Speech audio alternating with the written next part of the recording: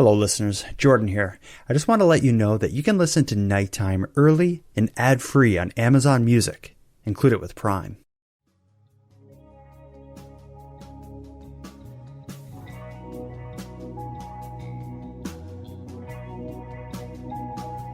According to the police officer I spoke to, they went through a list of questions in order to ascertain whether or not she was safe and determined that she was okay to be on her own on the streets of Victoria barefoot in November, and they left her there. That was the last time anyone ever saw her. You are listening to Emma Fillipoff is Missing, a series by the Nighttime Podcast.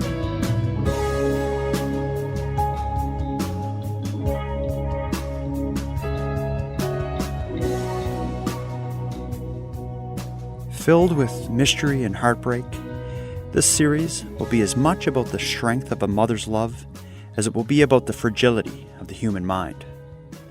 Over the course of an 8-episode series, we're going to explore the disappearance of 26-year-old Emma Fillipoff, who was last seen by the police officers who left her standing barefoot on a busy intersection in Victoria, British Columbia, on a cold night in November of 2012.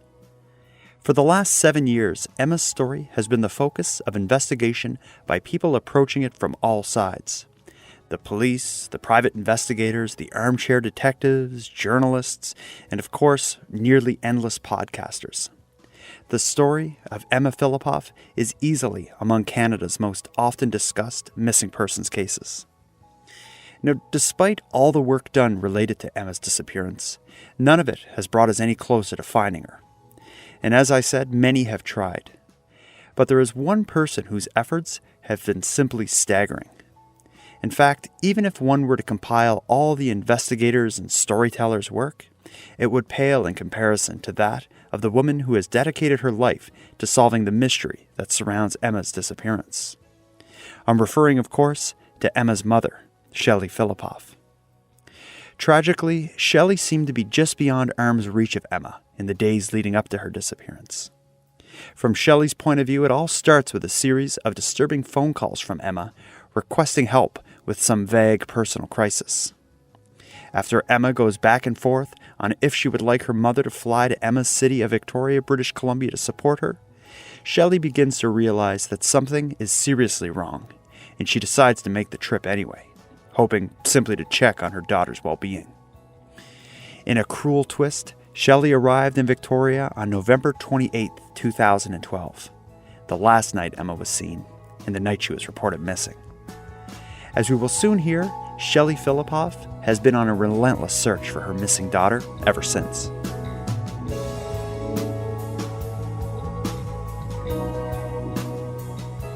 Shelley Fillipoff is following up on every lead, desperately searching for her daughter Emma, missing since November 28th. Emma moved to Victoria from Ottawa in September 2011. In the days before she went missing, Shelley got a number of calls from her distraught daughter, asking her to come out and help her move back to Ontario. But within hours, Emma would call back, telling Shelley not to come. But Mother's intuition told her she needed to. Without telling her daughter, Shelley boarded a plane. When she got to Victoria, Emma was gone. She'd left just hours earlier.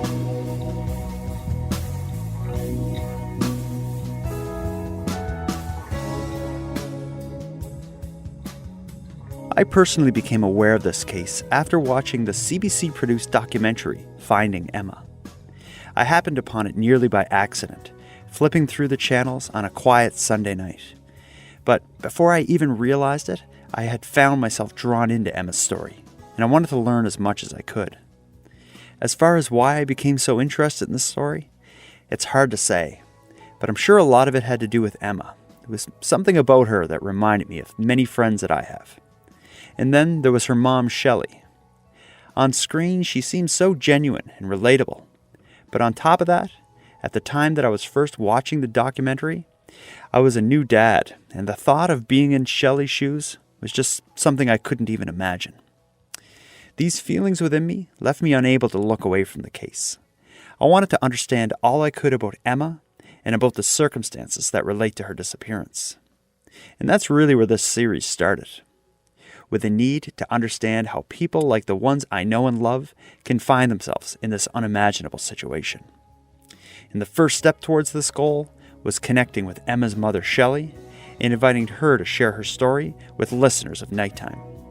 And that's what we're going to get into shortly. Tonight, on this episode of Nighttime, we will begin the Emma Fillipoff is Missing series by speaking with the force behind the search for Emma, her mother, Shelley Fillipoff.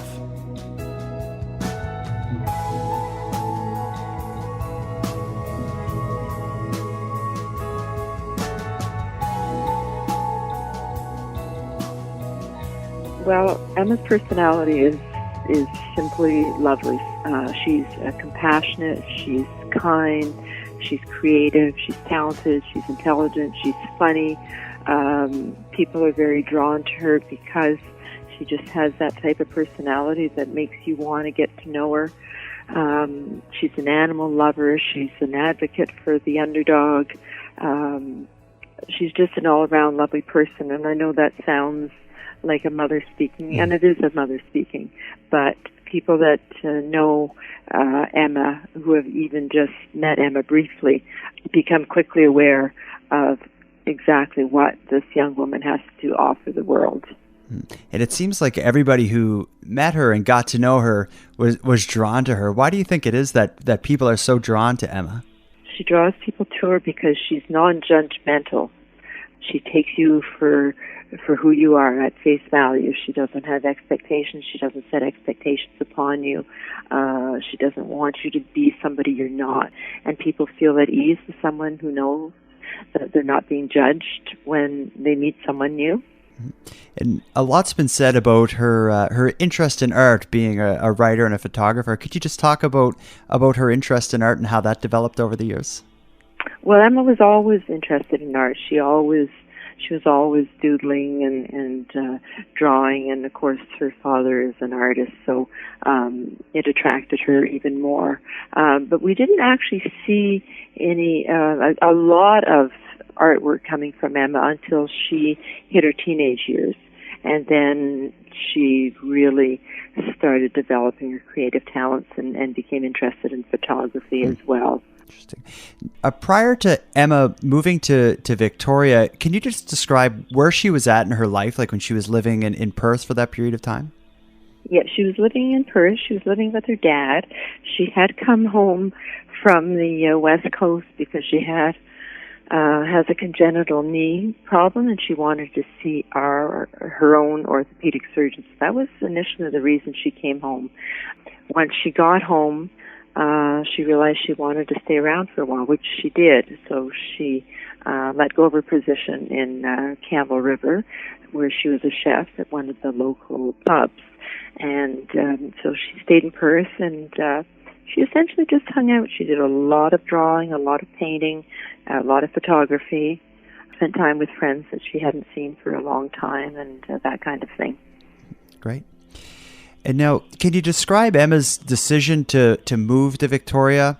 And maybe as well tell me about when she initially arrived, what she was doing there and what her plan was. Well, her plan was to return to the West Coast. She loves the West Coast. So her plan eventually was to return, and she really debated. She wasn't sure where on the West Coast she would go. She knew she would go to BC. She didn't want to go back to Campbell River, so she just I think kind of arbitrarily chose Victoria. And she went without a job. She went in the hopes of finding something when she got there. Was she in touch with her friends and family back home while she was in Victoria? And can you talk about the type of communication her friends and family and yourself would have had with her while she was living in Victoria? Well, Emma was primarily in touch via email. She was not a believer in technology per se, so she absolutely refused to have a cell phone. So she didn't have a cell phone, which made it very, very difficult for her to get a hold of us by phone. She'd have to use a pay phone to call. So she tended to stay in touch via emails. So she emailed friends and she emailed us, and I'd say she emailed me at least once a month. So her emails were always light and airy. Some were even cryptic, many of them poetic. not your standard email. When I look back on them now, I see that there were messages there that I would never have been able to pick up on at the time. I see them now, but at the time they just seemed poetic and somewhat cryptic, but very, very beautiful and very poetic and very happy. The tone of every email was happy, definitely happy. Now, can you tell me about what initially led you to be concerned for Emma while in Victoria? And what I'm looking at here is the phone calls that she made to you, as well as your discovery of her staying at the Sandy Merriman. Well, I received a phone call on a Friday evening. Friday night late, actually. It was almost early Saturday morning. It was around midnight, and Emma called, and she was in tears and telling me that she wanted to come home. She was very distressed. So I didn't want to further distress her by asking her questions, so I didn't ask her what was wrong. I just said, well, absolutely, of course you can come home. What I'll do is I will go in to my laptop and book you a neat ticket, and it'll be waiting for you at the airport, and just hop on a plane and then come home, and we'll, we'll meet you at the airport, and then we'll go from there. And she cried even harder and seemed to become more distressed and asked that I come to Victoria to help her come home. She said she wasn't in any shape to travel on her own or to pack up her things and come home on her own. So that was the initial phone call. So I said that I would book a ticket then, and that I would be there within roughly 12 hours. I figured by the time I booked my ticket, organized things here and packed and got to the airport. I'm an hour from the airport. I figured, I said, it'll be a good 12 hours, but I will be there on Saturday for sure, Emma. So that seemed to appease her a bit, and we talked a little bit longer, and I said, let me know when you want to hang up, whenever you're ready to end this conversation. I said, if you want to stay on the phone all night, that's fine. So she calmed down somewhat. She was still sobbing, but she calmed down and she said, okay, so I will see you for sure tomorrow. And I said, absolutely. I'll see you tomorrow, which was Saturday. Saturday morning, mid-morning, I got a phone call from Emma, again distraught, but not in tears so much, saying, I've changed my mind, I was just having a bad day, I think I can handle things on my own, I think I can cope, please cancel your ticket and don't come. So I proceeded to cancel my ticket. By now I'm extremely concerned. I'm talking to the other members of our family, and they're urging me to respect her last wish, which was for me not to go. I said, Emma's very private, and if she's changed her mind, there's a reason for it, so don't force yourself on her. So I thought, okay, so I canceled my ticket, and then that Saturday night I got another phone call, and it was Emma, and she was very distressed, and it was, please come and help me. I need help, I want to come home.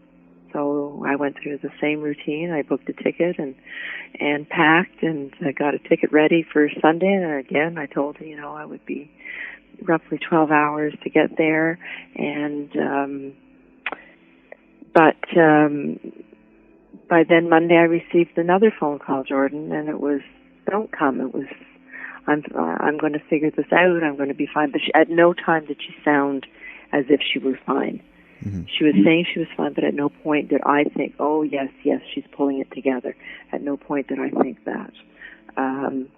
The last phone call, so we played phone tag, and again, I talked to the other family members, I talked to her siblings, I talked to her dad, and they said, you've got to respect your privacy, and her last wish is always, don't come, so Mom, you need to listen to that. It really went against the grain for me. It went against my gut instinct, but I put a lot of stock in my other children, and in knowing their sibling probably better than I might know her. Mm-hmm. So I followed their advice. By Wednesday morning, I had received the last phone call, so that would be the last time I spoke to her. And she said, don't come today. Don't come, Mom, not today. And that was the last time I spoke to her. I flew out that day and arrived in Victoria.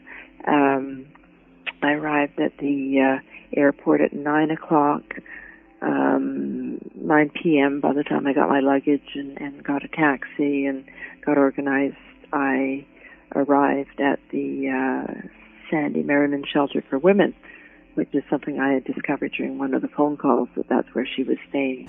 How did you discover that she was staying at the shelter? Well, one of the phone calls was definitely from a phone booth because she reversed the charges, so I didn't think anything of that. And as I said, she never had a cell phone.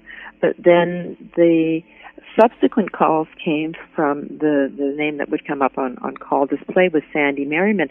And the first couple of times I assumed that that was someone's name and that was the person that she was living with. So at first it didn't occur to me to think anything of it.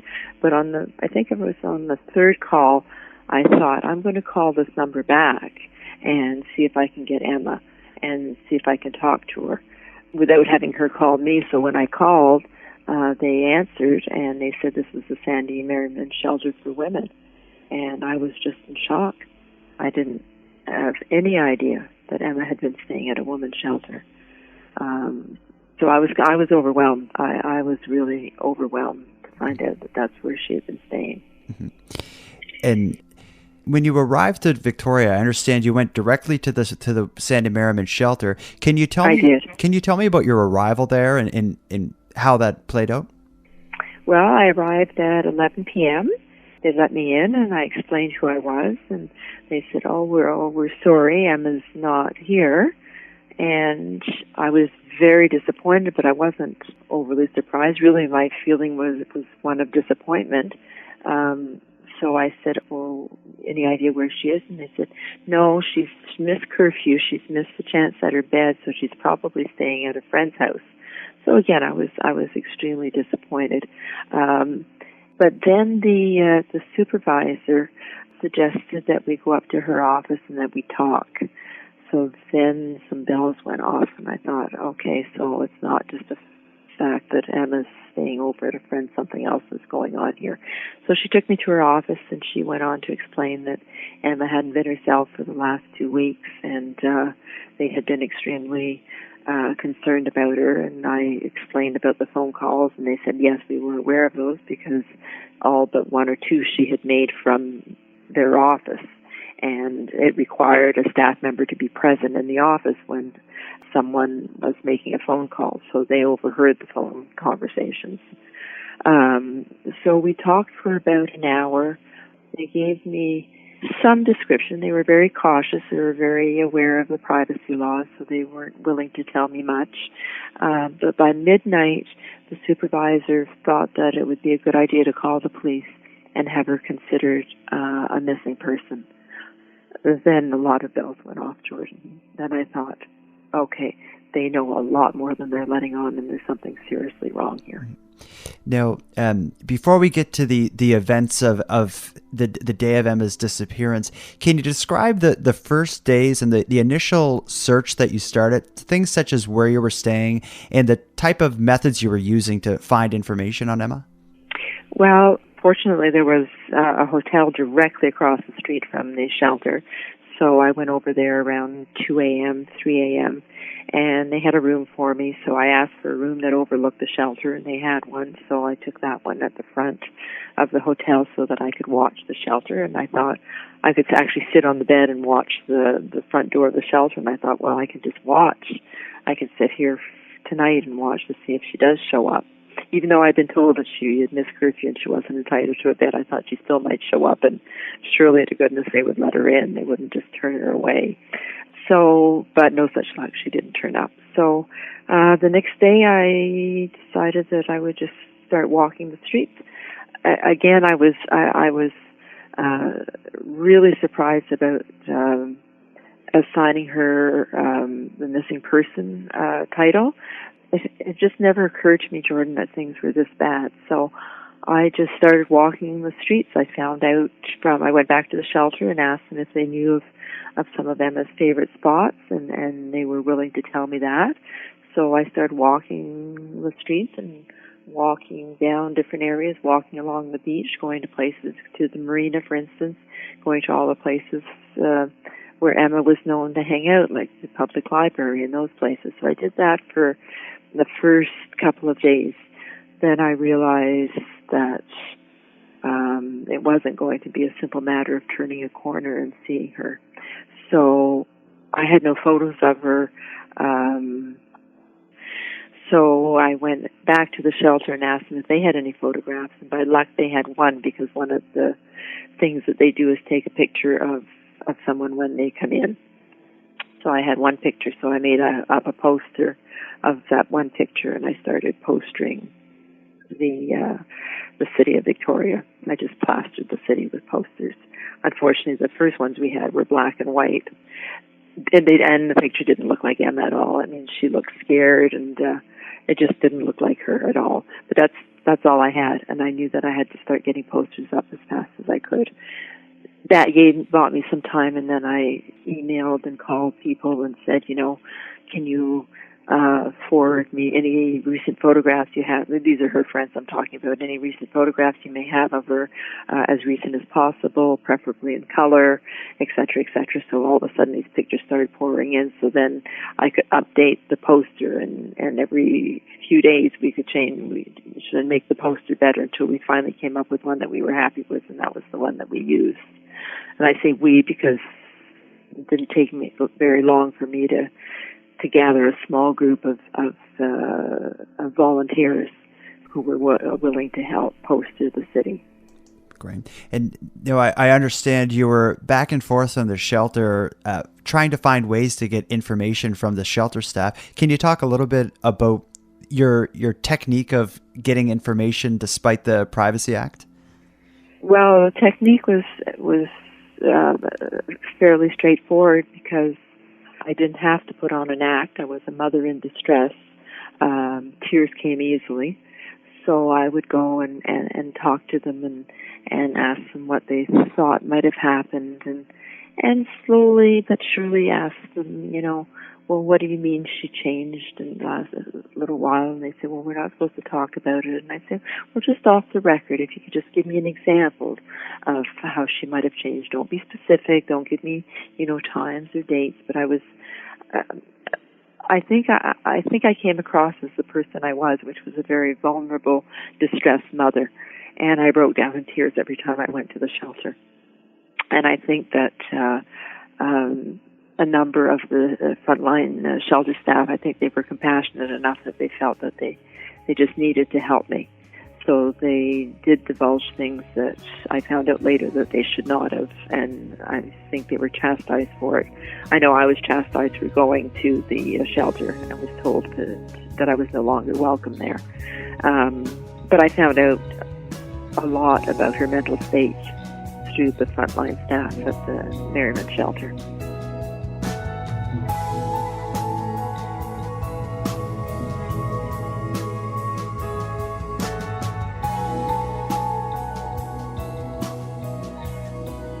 At this point in our discussion, Shelley is describing the early days of her search for Emma.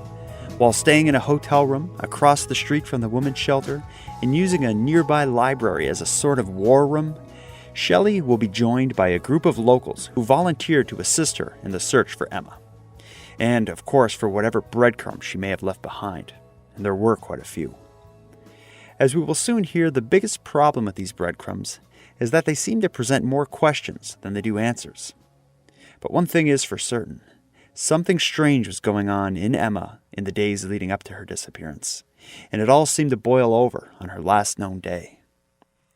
In the upcoming segment of our discussion, we'll walk through some of the things she since learned about Emma's activity on November 28th. We'll start with Emma's morning visit to a downtown Victoria 7-Eleven convenience store. Early in the search for Emma, Shelley had learned that Emma purchased a prepaid credit card just after 8 a.m. on the morning of her disappearance. And fortunately, the 7-Eleven had the surveillance footage to prove it. When we get back to the discussion with Shelley, she'll describe that footage.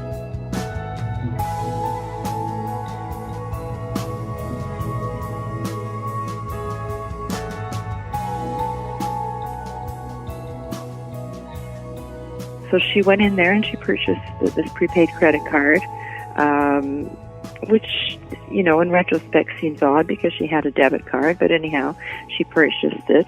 But then she was very reluctant to leave the store. If you look at the footage, she walks back and forth and she peers out and she holds her hands up to the glass so as to block out any shadows so that she can see outside. And it looked as if she was watching for somebody, but her actions, her movements, her gestures were very nervous, seemed very tense. So I don't think she was waiting for a friend. I think she was concerned that there was somebody out there. At least that's what I got from looking at the footage. I mean, later on, when I discovered more about her mental state, then it could have been her own way of thinking. But definitely, the vibe that I got from Emma in the store was that she was very, very nervous and she was afraid to go back outside. Now, the next bit of footage that was been shared is at 5:54 p.m. when she returned to the same 7-Eleven now to purchase the prepaid cell phone. Can you describe that? And again, the one thing that stands out is she's buying a prepaid cell phone. She's never owned a cell phone in her life, so that makes me really question why she was buying a cell phone. And again, she's extremely hesitant to leave the store. She paces back and forth and she looks out and she holds her hand up again to block out shadows so that she can really see who's out there. Again, very tense, almost jittery in her movements, in her gestures. For me, knowing Emma the way I know her, Emma has a very fluid way of moving. She moves. Well, she was a dancer, and she moves like a dancer, and she certainly wasn't moving like a dancer that night. She was hesitant. She seemed scared to me, Jordan. She seemed afraid. The next activity takes place about 15 minutes later. It's the cab ride at 6:10 p.m. Can you just describe to me that course of events, starting with her getting in the cab and ending with her leaving the cab? Okay, well, to the best of my knowledge, she hails a cab. She gets in the cab and she asks to go to the airport. She proceeds to ask the cab driver how much it'll cost to go, and he said that it would be $60. So she said, "Oh, that's too much. I can't afford it." Well, we since know that she got a prepaid credit card for $200 and that she had money in her bank account. So she could, in fact, afford it, but she says she can't. So she asks him to drop her off. But what's very bizarre is that she wants to stay in the car and go around the block and have him drop her off at exactly the point where he picked her up, which is kind of bizarre. And then when he gets to that point where he had picked her up, she doesn't want to get out of the car. She asks if she can stay and sit for a little while in the car. And he says, "Well, I've got to work." And she said, "Oh, if I could just stay with you, if I could just sit here for a few minutes." And then she reacts to the radio. Now, I don't know if it's the radio or his taxi radio system, but she hears something coming out, some sounds coming out, and she asks him what that is. Again, as if there seems to be some type of paranoia at play here. After a couple of minutes, he insists that, of course, that she has to get out, and she does. And then she does get out of the taxi. And now, from the time she left the cab, only a short amount of time would pass before she would encounter the acquaintance who would ultimately get the police involved. Can you describe her meeting with this acquaintance up to the point that he notifies the police? Okay. Well, the acquaintance is a young man named Dennis Quay, and he ran into Emma and was really happy to see her. He had only met her once. Again, there's an example of how people love to be around Emma, because he had only met her once in the library, and yet when he saw her, he told me that he was just so excited to see her. He said at first she didn't seem to recognize me, and he found that odd because they had spent hours poring over books on Japan, because she was interested in traveling to Japan, and I believe he was interested in learning Japanese. So even though they had only had that one encounter prior to this one, they had spent a number of hours together. So he was really surprised, and he said she was just so different than the Emma that he had met and spent time with in the library.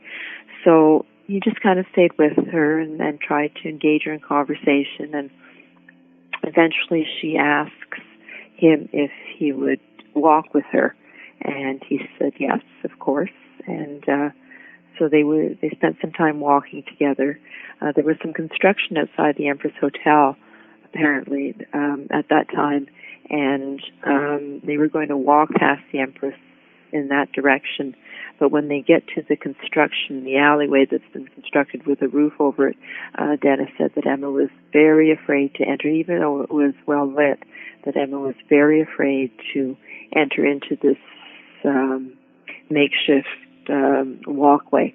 And she put her hands out as if to feel for something, and didn't want to walk, and ended up didn't want to walk through it. So he continued staying with her and talking to her as much as he could. She was pretty non-responsive, he said. So after about an hour of time spent with her, he decided there was something seriously wrong. He ruled out drugs. I'm not sure what he based that on, but he said definitely, I didn't think that she was stoned, that she was on drugs. He said, I thought there was something else really wrong. So that's when he called. He didn't have a cell phone himself, so he stepped into a little restaurant on the corner and used their phone and called 911. And then he waited, watching her. He didn't go back to her. He didn't actually say it, but I think he didn't want her to associate him with having called the police, because he stayed across the street. He said, I kept an eye on her to make sure she didn't leave and to make sure the police did actually show up. But he didn't go back to her. He just watched from across the street and made sure that she was okay and waited till the police arrived. And when the police arrived, he left. Okay. And now, could you tell me what you know about the police's involvement, like starting with the police arriving and ultimately leaving Emma there? Well, I know little of what took place. I know a little bit more than apparently I'm supposed to know, because one of the police officers was a little more forthcoming. They arrived, I believe, there at about 7:17, and according to the police that I spoke to, the police officer I spoke to, they went through a list of questions that are customarily asked when they face a situation like this, when there's someone that seems in distress or is on the street, as Emma was. So they claim that they asked all the right questions in order to ascertain whether or not she was safe. I was told that they asked her questions such as, are you suicidal? Or do you feel that you're going to harm yourself? Do you feel that you're going to harm someone else? Have you eaten? Do you have a place to stay? And apparently she just nodded or shook her head, that she didn't actually speak. They spent about 45 minutes with her and determined that she was okay to be on her own out on the streets of Victoria barefoot in November, and they left her there. That was the last time anyone ever saw her.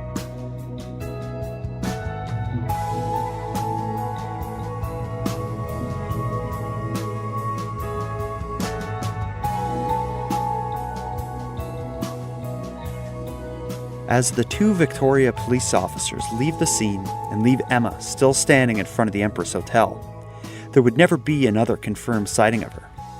What Emma said to police, or what led to their decision to not intervene, is unknown. Despite her great effort, Shelley has been unable to access detailed information from a police report. And in another cruel twist in the story, when you compare Shelley's timeline with that of Emma's on November 28th, you will see that Shelley's flight arrived just 3 hours after Emma was questioned by Victoria police. And now, with a basic timeline of Emma's last day discussed, our conversation will move to discussing some leads Shelley happened upon and some persons of interest that came to the surface. Just like our discussion of Emma's activity on November 28th, we'll begin discussing the leads by starting off with that same prepaid credit card that Emma purchased the morning of her disappearance. It turns out, in the weeks after Emma's disappearance, a man was arrested after attempting to use the card to buy cigarettes.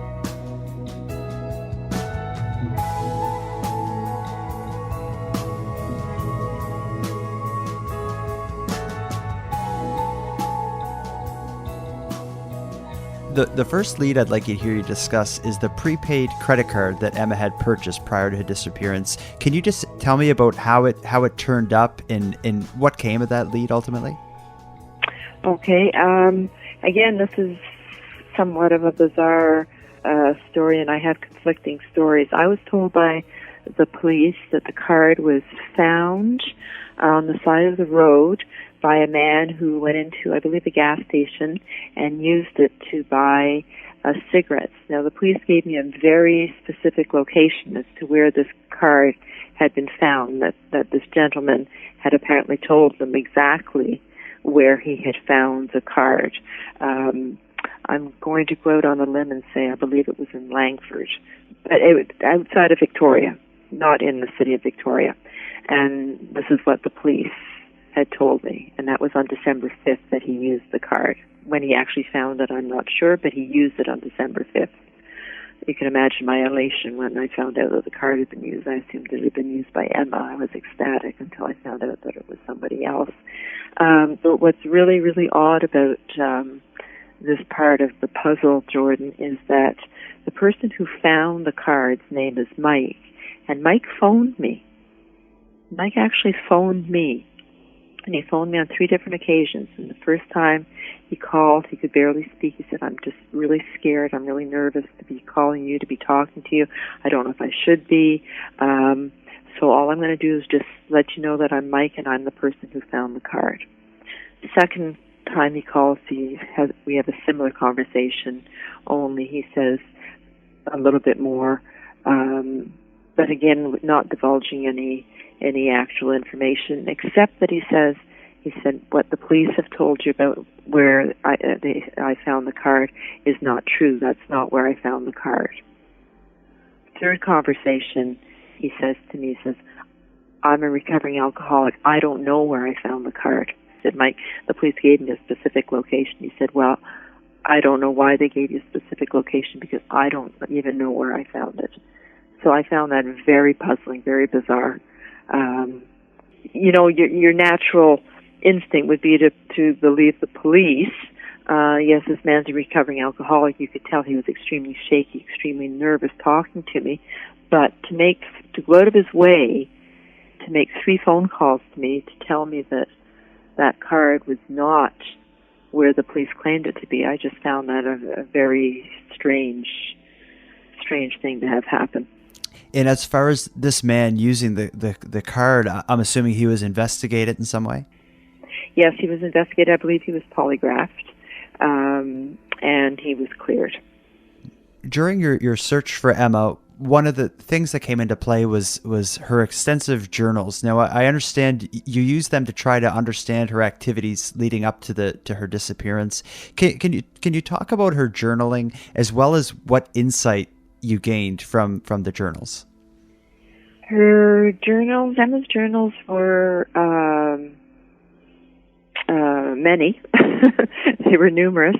Emma was a very prolific writer. She had thousands of pages of journaling, of writing short stories, all kinds of things, poems. They were all very cryptic. They were all written very poetically. It was very hard to really understand what her intention was in some of her writings. Her actual, her physical, her penmanship, her manuscript writing was an art form in itself, so very, very difficult to get through these hundreds and thousands of pages. But what I gained from reading her journals was that my assumption based on what I read into them was that she was not well emotionally. there were a lot of things that she said in her journals that indicated to me that she was really not well, that she had perhaps had an emotional, psychological breakdown. Now, one of the things that came up specifically in the Finding Emma documentary that Fifth Estate created was the idea that one particular piece of writing may possibly be a suicide note. Can you just not describe the writing, but describe your thoughts on that writing and what you think of the theory that could be a suicide note? Well, when I first came across it, I panicked and assumed it was a suicide note. But then after I read it a couple of times, I thought, I don't know so much that it's a suicide note as a last will and testament, which does not indicate suicide. I think she just wanted to be sure that certain people received certain things that were precious to her. I was really torn on that, Jordan. It says, from dead Emma, which is an odd approach. But I wouldn't say I didn't carry that in my heart as a suicide note. At first it startled me and it scared me, but I didn't carry that around in my heart, and I don't now, as a suicide note. I think it was intended more to be a last will and testament for future reference, and a lot of young people nowadays actually do, and I've urged my other children to have living wills, because you don't know, So I don't feel at this point, that it was a suicide note.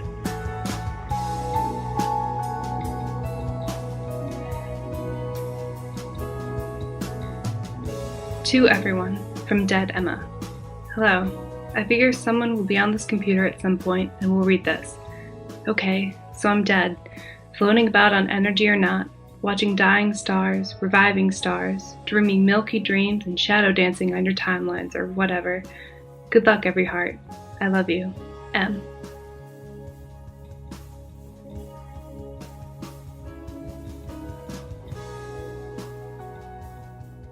Now, knowing all that you do now, can you talk about your opinion on Emma's mental health in leading up to her disappearance? And aside from her journals, maybe give me an idea of what led you to this conclusion. Well, aside from the journals, I was able to get a great deal of information, actually, from Sandy Merriman Women's Shelter. I was relentless. I went back over, and as I said, I went back over and over again until I was told to cease and desist. And they described some pretty bizarre behaviors. And they said that the behaviors had started roughly 2 weeks prior to the phone calls to me starting. And they weren't specific in their description of how she had changed, but they said she has changed dramatically. She is no longer the Emma we knew. There was an Emma, and now there's a new Emma. And she is not at all. She carries no similarities to the Emma we know. They describe things like her moving furniture out of the shelter onto the lawn. They would move it back in, and a couple of days later she would move it out onto the sidewalk. Eventually she moved some of the furniture onto the courthouse steps, all the while telling the staff members that there were voices that the furniture was talking and saying things and bothering her, and she needed to get rid of it. They described at one point that they had actually become afraid of her. Now, to be afraid of Emma is unheard of. It was such a startling comment. I said, in what way? They said, well, she just wasn't herself. She was just acting so odd that we didn't want to turn our backs on her. I asked if she had shown any signs of violent behavior, and they said, oh, no, none at all. But yet they said that they had become afraid of her, and that was definitely not the case about 2 weeks prior to that. So based on that, those descriptions of Emma's behavior, I think Emma became a paranoid schizophrenic. I think that explains her paranoid behavior at the 7-Eleven. I think it explains her paranoid behavior, not wanting to walk through the construction site. I think she had a break with reality. Now, as your search went on and the leads began to dry up, can you tell me about your mindset and discuss your decision to return home to Ontario after your roughly 2 months in Victoria? Well, I wasn't prepared to come home, to be honest, but my family really urged me to. They were very concerned about Emma, of course, but they were also becoming very concerned about me and my state of mind. So I set a date. I decided that Emma had promised Redfish Bluefish that she would return to work on February 1st, they were a seasonal restaurant, which was the date that they had set to open, and she had promised that she would return to work. So I thought, well, I'm going to wait and see if she does show up for work, in which case I'll stay around. And if she doesn't show up for work, then I guess I will listen to my family and come home, because I had a son who was, he was an older teenager, but he was living alone in the house, worried sick about his sister, worried sick about his mother, and he was living alone because my husband and I had separated.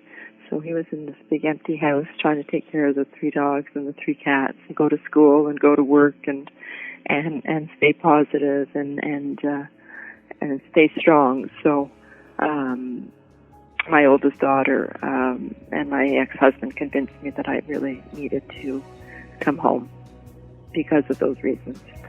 So it was very difficult for me, Jordan. I felt like I was leaving her behind, and but I felt that their reasoning was valid. So I came back to Ontario.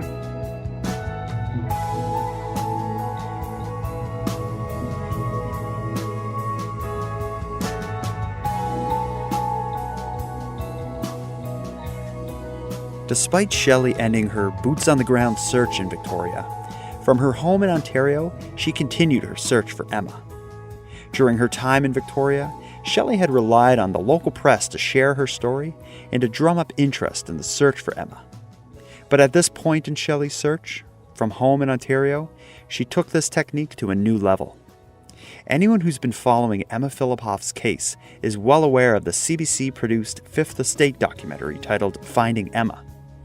This was yet another vehicle of awareness Shelley used. I asked Shelley for a behind-the-scenes look at how this production came together.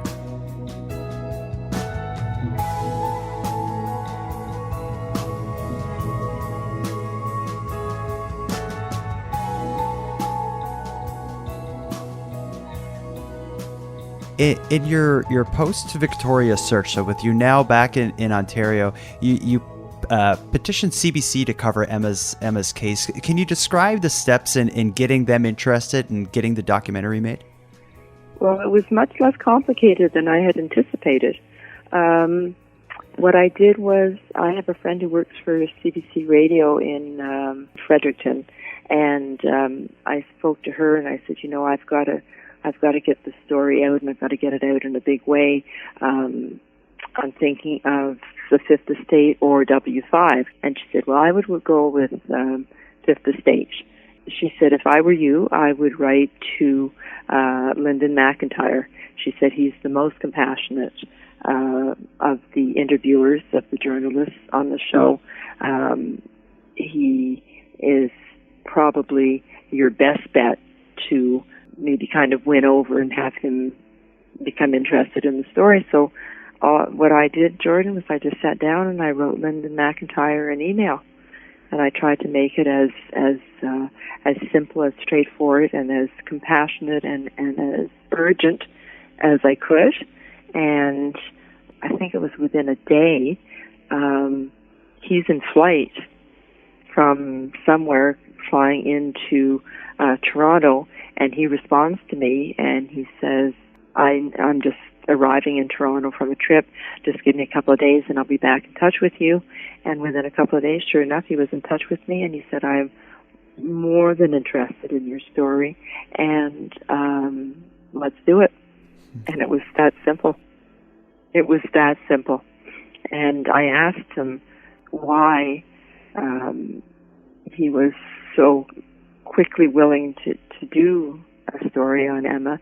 And he said there was just something, and I think it's because I described Emma, and nobody can turn Emma down. I think he was drawn to her and wanted that story out, and that's how simple it was. And then from there on, we worked on. It wasn't Lyndon that actually. It was Mark Kelly, who was the journalist that actually did the work. But originally it was supposed to be Lyndon McIntyre, and he did a lot of the footwork ahead of time, and he pushed it through. He pushed it through CBC and got it on the Fifth Estate. In the documentary Finding Emma, there seemed to be some suspicions directed towards Julian, the friend of Emma, who was said to have exhibited some stalking behavior. Just with a brief summary, can you just tell me a little bit about what made Julian seem like he could potentially have been involved in her disappearance? Well, to be honest, there are only a couple of things that really would lead someone to think of Julian as a possible suspect in some way. The fact that he moved to Victoria a while after Emma had moved there struck a lot of people, including myself, as very suspicious. He said he just arbitrarily picked a city on the West Coast, and then he just arbitrarily picked Victoria, and what a surprise to find Emma there. Well, it seems like an awful big coincidence to me. So that was the first thing that kind of alerted people to the fact that something didn't seem quite right. I mean, with all the places on the West Coast that he could have chosen, that he chose. I mean, Victoria's a small city. If it had been Vancouver, well, maybe. But, I mean, Victoria, I mean, it's a little island. So that was something that drew suspicion. And then we later on discover Facebook messages that he had sent to my ex-husband trying to track Emma down, and in which he himself uses the word stalker. He said, I want to apologize for having stalked your daughter. That was kind of alarming. So those were the two main reasons that Julian ever came into play, or he ever became a suspicious character. And then I must admit that I found it odd that he was so quick. He was so quick to track me down. I mean, how he knew I was in the city, I'm not quite sure. I don't know if there had been media coverage yet at that point, but he tracked me down very, very quickly, and he had never met me. And I was in the library on one of the computers because I knew that Emma spent a lot of time there, so I thought I'm going to sit at a computer station and I can see the front door so I can watch for Emma to come in. And I noticed this young man staring at me. And finally I got up and went over and I said, "Do you know me? Do I know you? Can I help you?" And then he went on to introduce himself and explain who he was. And I found that odd, Jordan. I found that odd that he had spent enough time looking at my Facebook page to be able to pick me out of a fairly large group of people sitting at computer stations, having never met me, in a city where you wouldn't expect to see me. I found that a little bit odd. So now the next thing I'm going to ask you about is the two leads that came from the Fifth Estate documentary. So that being the photo of the girl at the coffee shop and the green shirt guy. So could you just describe both of those leads and just tell me what came of them? Well, the photo of the girl in the coffee shop was absolutely overwhelming. It was a better it was a better likeness of Emma than some of the photos that we had of her. Because I'm sure you've noticed that she's almost chameleon-like, that she is different looking in every single photo of her. She changes her hair, she cuts her bangs, she puts her hair on the side, she puts her hair up, she changes her dress style, whatever, and suddenly Emma looks like a completely different person. That person of that young woman in the coffee shop actually looked more like Emma than some of the pictures that we actually had of Emma. It was just, when I saw that, I thought, we found Emma. We found Emma, that's her. Didn't look like what she would wear, but I thought we found her, and I took the picture to my ex-husband and showed him, and he said, well, that's Emma. And he's an artist. I mean, he has an artist's eye, and he said, yeah, that's Emma. So then I put up on Facebook with the person, blah, blah, blah, in the person in the photograph sitting at the coffee shop and, dated and all that. If you know who this person is, would you please come forward? And within a couple of days, someone got a hold of me and gave me the name of the person in the photograph. And I asked that they put me in touch with her. And she assured me that it was her, and she sent me a number of photographs of herself. Now, oddly enough, she didn't look like Emma in any of them except for one. It required a profile picture for her to look like Emma. But it was really, really demoralizing because it looked so much like Emma that we thought it was Emma. Yeah. And now the other lead, and one that's still talked about all the time, is the green shirt guy. Could you just describe who he is and how this played out? Okay, the green shirt guy. The green shirt guy haunts me. The green shirt, we call him the green shirt guy for lack of a better name because he had a green T-shirt on. He walked into a store in Vancouver, a store called Blitz. And it was a clothing novelty type store. And in his hand, he was crumpling up a missing poster of Emma. And angry. He had an angry walk about him, and he had anger in his voice. And he said to the owner, one of the owners who was at the cash register, he says, "This is," I forget the exact words he used, but he said, "This woman's not missing. Emma's not missing. Emma's my girlfriend, and she's not missing. She just doesn't want to have anything to do with her family," and crumpled it up and just threw it onto the counter at the cash. And then he proceeded to wander through the store, and he held out a piece of clothing and said, "Oh, this would fit Emma. Emma's really small. This would fit her." And then he turned around and walked out. They immediately called 911. Unfortunately, 911 took their sweet time getting to the store, and by then the green shirt guy had long disappeared. He was long gone. So we've had him up on Facebook. We've done all kinds of things to try to track him down, and nobody has come forward willing to identify him. It's been suggested that we get a picture of him and post to Vancouver with his face, but I'm not sure of the legality of that. So we haven't done that. But nobody has come forward. And yet he's quite distinctive looking. I'm pretty sure I would recognize him.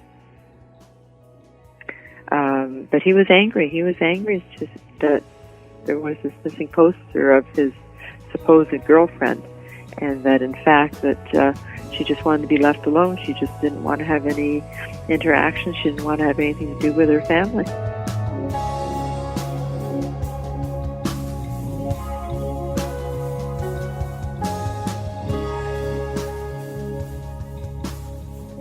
If you're still with me, thank you for joining Shelley and I on this heartbreaking ride through what can only be described as a parent's worst nightmare. What we had heard during the discussion was a basic telling of the events and factors that surround Emma Fillipoff's disappearance. And of course, all told from the perspective of Emma's mom, Shelley Fillipoff. At this point, we're left looking at a multi-level mystery. Of course, the big question is, where is Emma Fillipoff? But then, there are many secondary mysteries, like what was happening in Emma's life before her disappearance. Was her crisis related to mental health, Or was there a real threat? Who is the green shirt guy? And what is up with Julian, the young man who moved to Victoria shortly after Emma did and was said to have exhibited stalking behavior? Now, these are some big and important questions, so this series has a lot of work to do.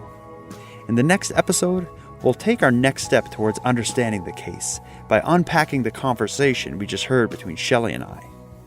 In the next episode of Emma Fillipoff is Missing, we'll be joined by Tim and Lance, the hosts of the groundbreaking Missing Maura Murray podcast.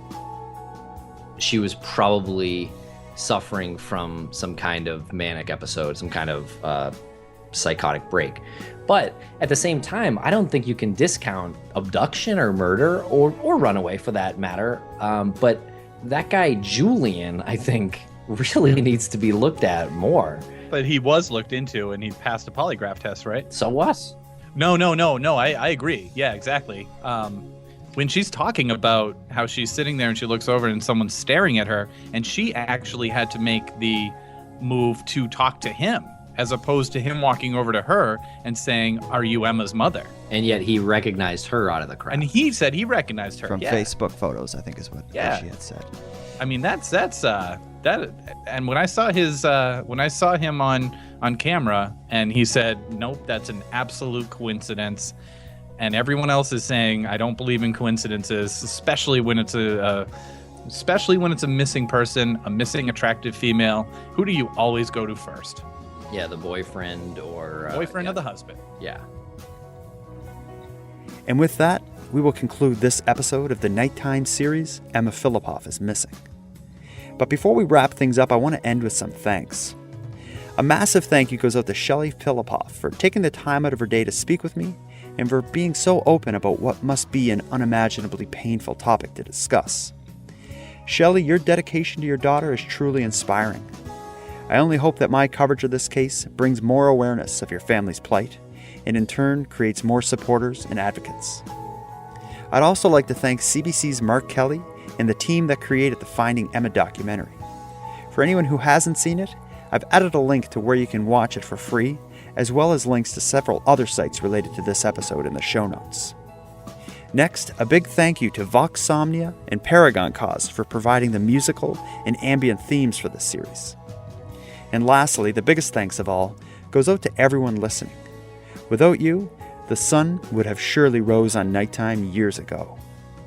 And for anyone out there who wants nighttime, please consider supporting my Patreon campaign. For $1 a month, you can access the ad-free premium feed, which provides early releases of the episodes. And then, for a couple dollars more, you can access the Nightcap After Show, in which I and a guest climb a bit further down the rabbit holes than what you'll hear in the main episodes. You can join my Patreon and access the supporter content by visiting patreon.com/nighttimepodcast. And with that said, I'd like to thank the current patrons of the show and welcome some new members to the group. Jenna M. and Vincent B., I appreciate your generous support of Nighttime. And for anyone else who'd like to support the show but can't help financially, you can give me a big hand by telling your friends about me and by leaving a positive review on Apple Podcasts or whichever equivalent you use. If any of you listening want to stay up to date with my activities on and off the show, follow me on Facebook, Twitter, and Instagram. I use the handle @NighttimePod. And if you have any story ideas or want to give feedback on the show, I'd love to hear from you at nighttimepodcast@gmail.com. Now until next time, take care of each other, hug your loved ones tight, and contact me on social media and let me know your theory on Emma Fillipoff's disappearance. The Nighttime Podcast is written, hosted, and produced by Jordan Bonaparte. Copyright Jordan Bonaparte. Somebody somewhere knows something. She didn't just disappear. She couldn't just vanish. Somebody has to know something, Jordan. Somebody has to know something.